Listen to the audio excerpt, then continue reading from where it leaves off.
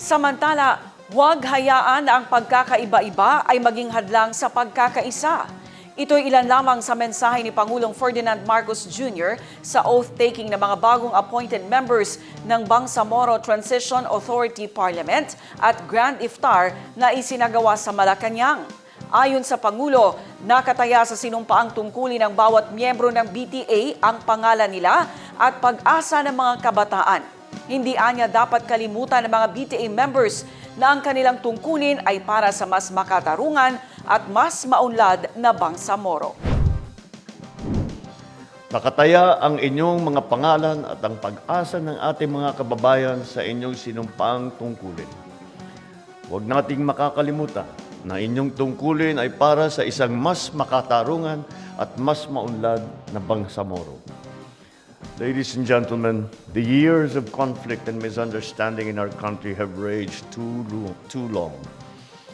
With you at the helm, I am confident that you will continue to prove that the implementation of every single signed agreement is a step towards long-lasting peace.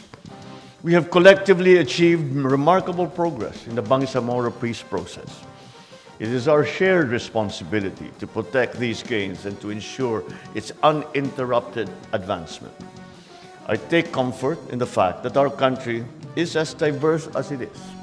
Different faiths and histories shape our nation. Like the many rivers flowing through Mindanao, our people have followed different paths.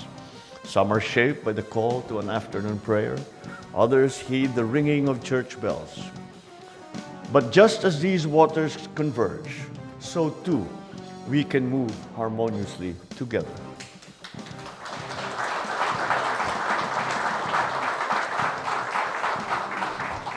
Let not our diversity and difference be a hindrance to our solidarity. Let us remember that at the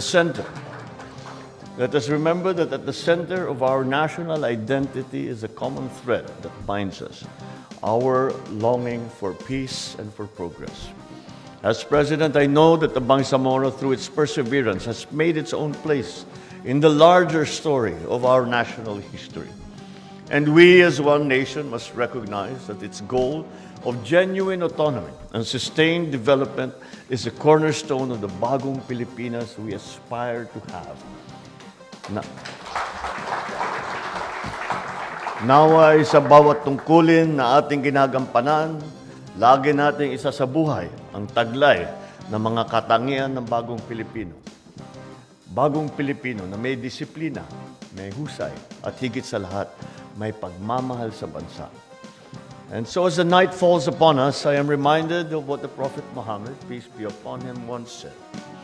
The best of people are those who are most beneficial to other people.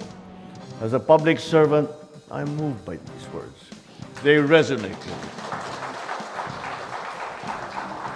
They resonate with me because they capture the true essence of public service, that serving our fellow Filipinos must be done with integrity, but also with kindness.